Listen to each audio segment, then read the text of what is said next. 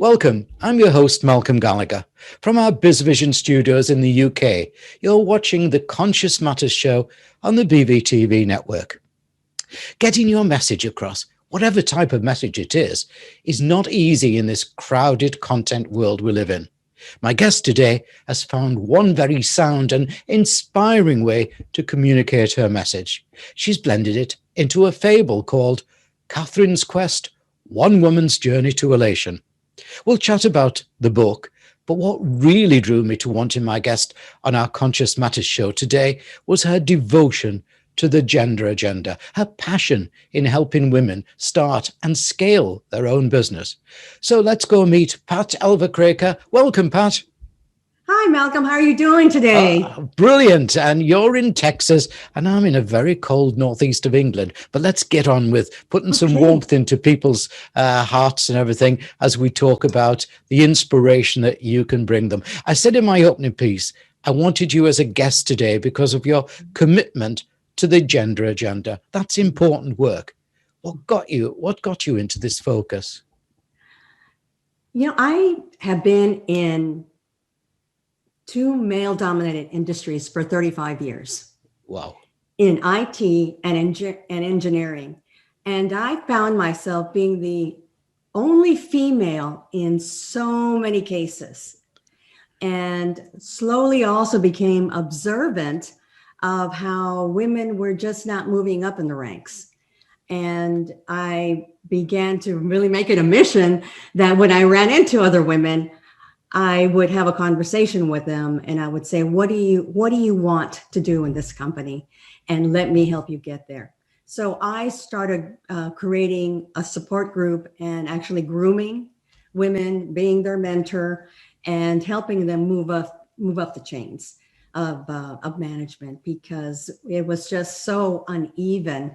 And I felt it within me, this passion to help move women forward wherever I could. And brilliant. I've been living that now for many, many years. Yeah. And do you think things are changing as you, from that first time years ago when you started that, do you think that we're changing in our culture and our care now and our interest in the gender agenda? Malcolm, I think we are changing. It's been slow. And I don't think we're there yet. I think there's still in certain industries, even in financial, as we talked about earlier, there's very few women in the top. And in IT and engineering, there's still very few women at the top. And the companies understand that, and they do have programs, and they are working and grooming women and getting them ready for executive positions. So it's a lot better than when I started in the 80s. And so I'm happy to see that we are making some progress, but we're not there yet.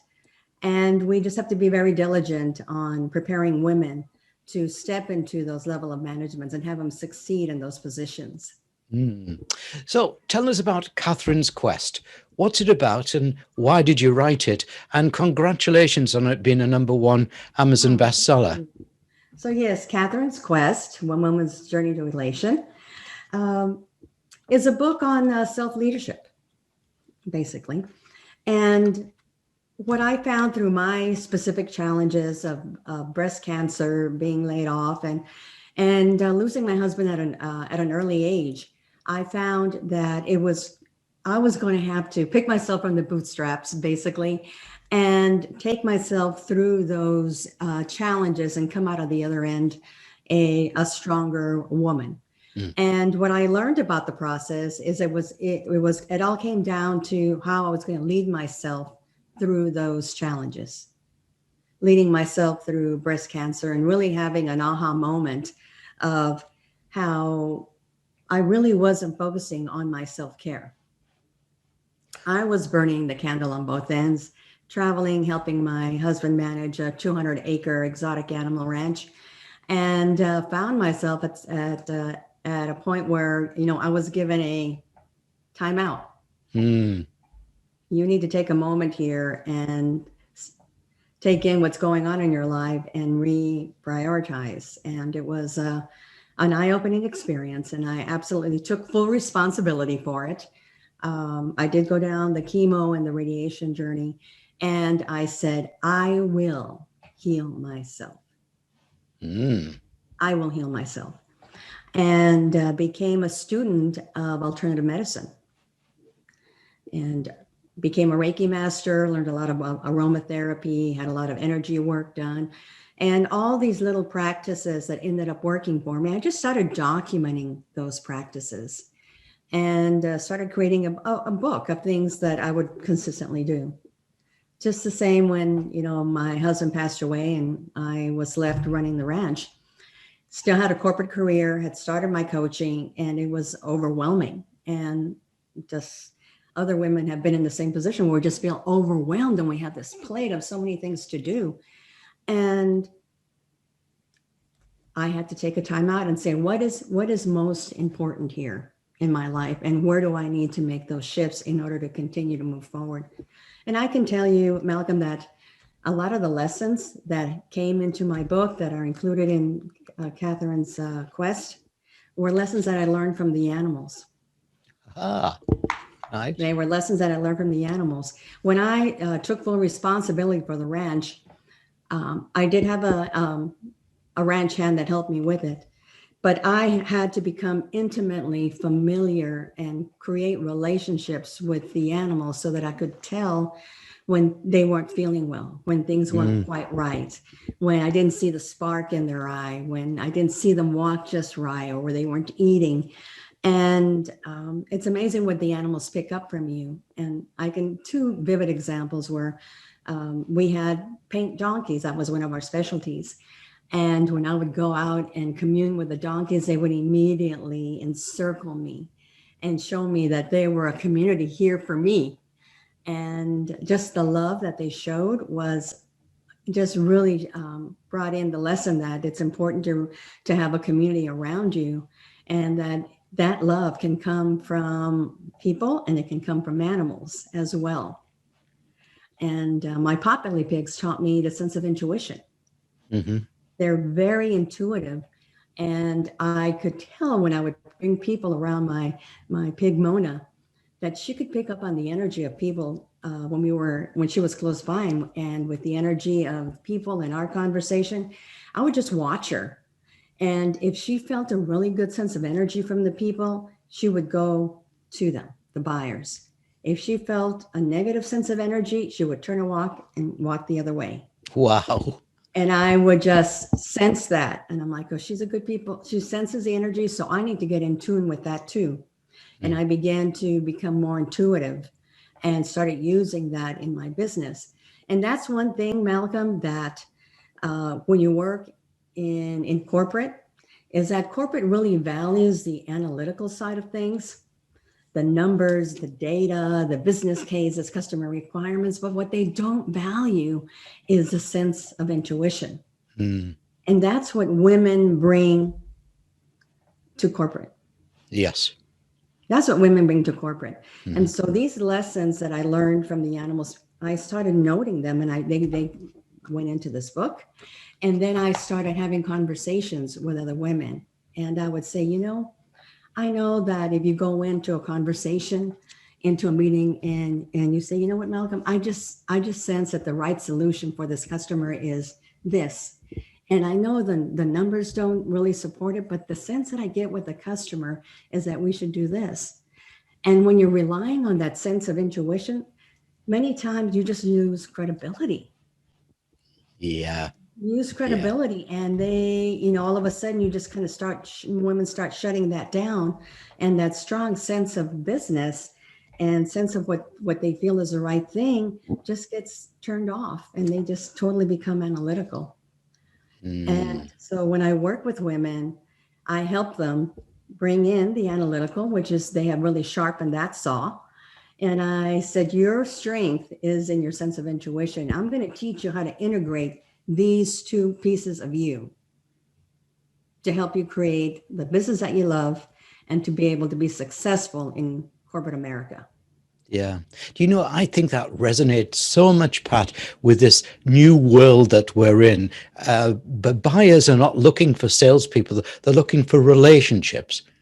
I don't mean intimate relationships, you know what I mean? I mean, Oh, absolutely. that empathy, emotion together, the feeling also that I can trust you, that we're going to work together, that you're authentic, and that's an intuition, isn't it? That, you get, the Greeks call it thrasos, that gut feeling. Yes. Yeah, that gut feeling that you have.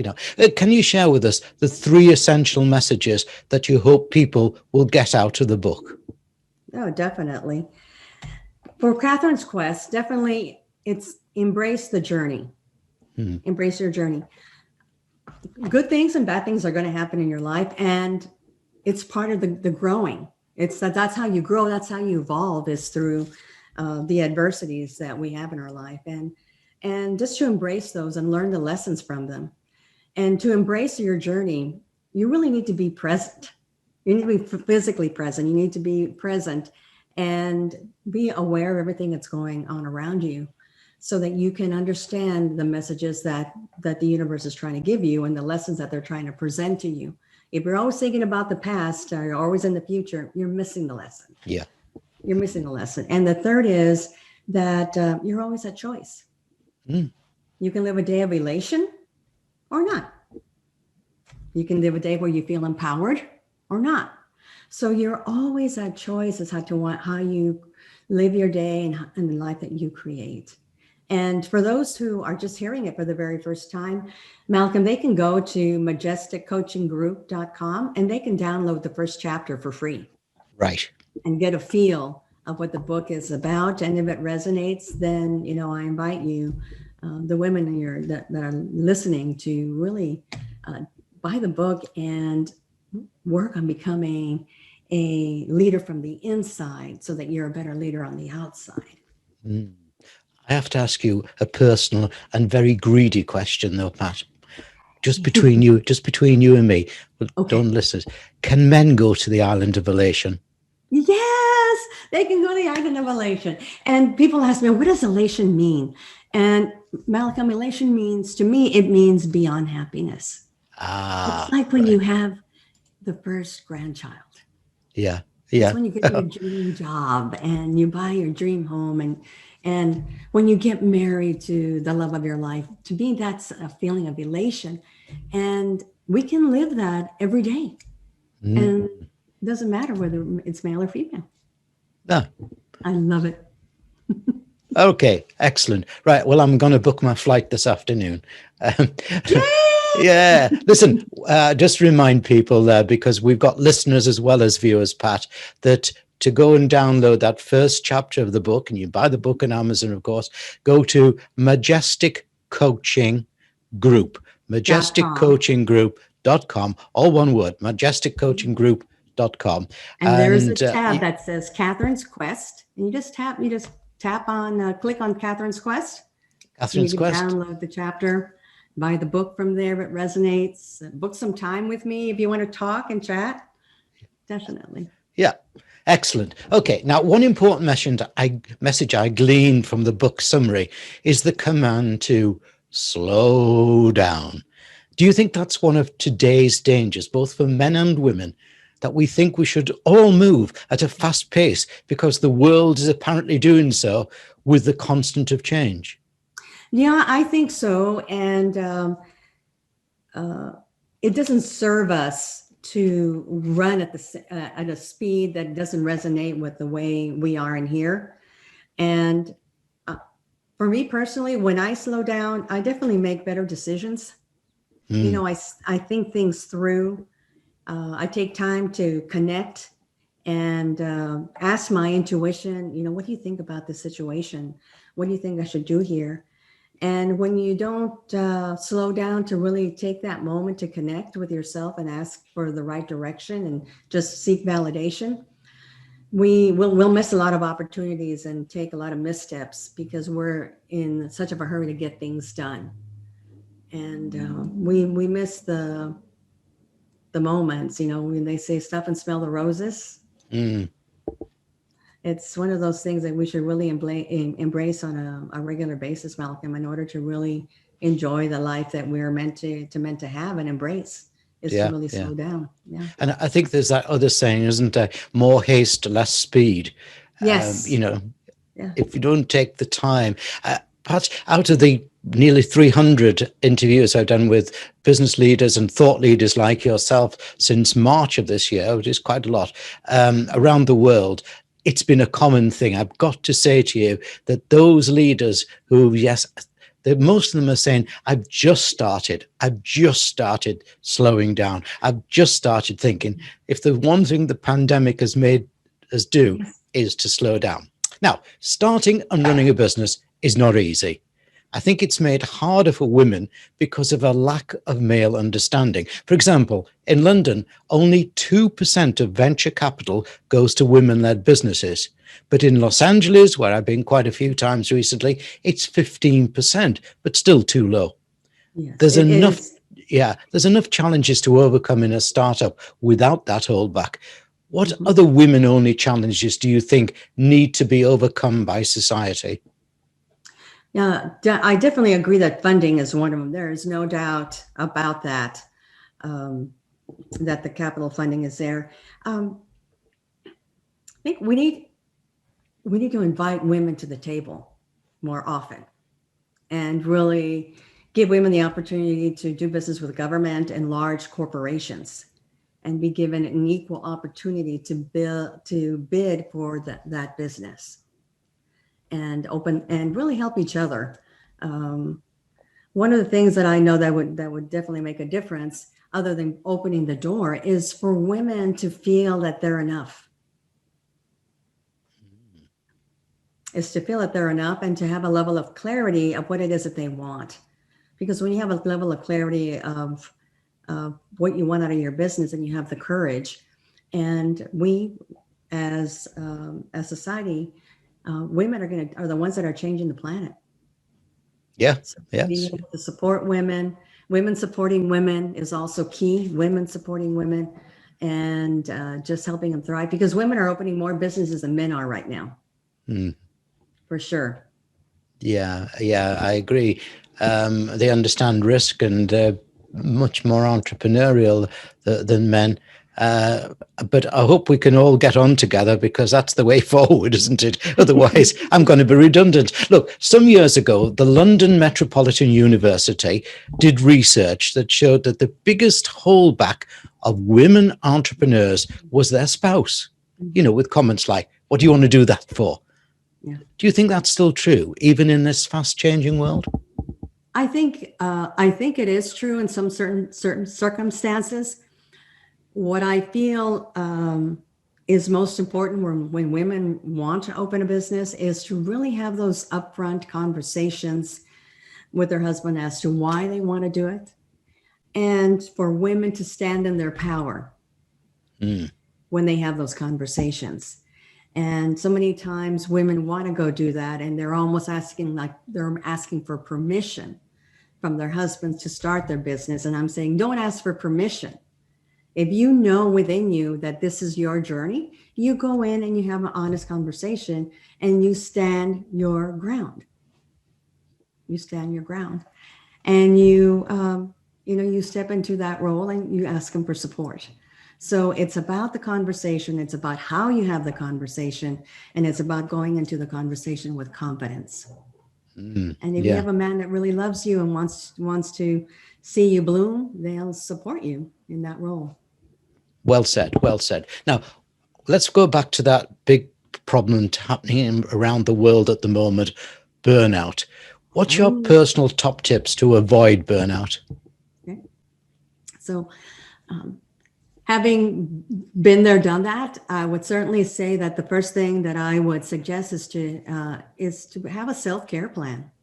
It's really important to put yourself first so that you are not serving others from an empty cup. Yeah, right. You can't serve others, your family, the community, if your cup is empty. And self-care can mean just as simple as, taking your time, enjoying your home and buying yourself flowers. It's picking up the phone and conversing with dear friends, spending time just connecting with your family. It could be it can be the massage that we all need for mind, body, and soul. But do something every day that is associated with self-care. And I look at self-care from the mind, body, and soul perspective. Something that feeds your mind, something that feeds your soul, that you do physically to help you really balance what's going on in the world. I think also burnout is, learning how to say no. No is a complete sentence. And when we feel like we're always pleasing people and we don't want to disappoint people and we say yes, that leads to burnout. So at some point we have to learn how to say no. Yeah. Excellent. I like that. And I remember the body and soul. Look, Pat, before I move on to the final question, my brain is wondering, by the way, I apologize for that stumbling there, but because I was really getting into everything you were saying there. But I just want to remind viewers and listeners before I move on to the final question of your URL. The website is majesticcoachinggroup.com, majesticcoachinggroup.com. And don't forget, you can go in there and download the first chapter of Katherine's Quest and, of course, buy the book. Now, Pat, I'd like to give all my guests 3 wishes, and yours are for our women in the business in 2021. What do you wish could happen to encourage more women to feel confident about starting their own business? Mm-hmm. I wish them, and I mentioned this earlier, that within here, they know that they're enough. They're absolutely enough. And I wish them the level of clarity in what they want to accomplish in life, because they have a specific mission that's been given to them. And I want them to step into that courageously. And as an entrepreneur, I want you to tap into your gift of your intuition, because that's going to guide you to blossom and really make a difference in the world, because you are meant to do something specifically, and we need for you to step into that role now. Excellent. Good. I really like that.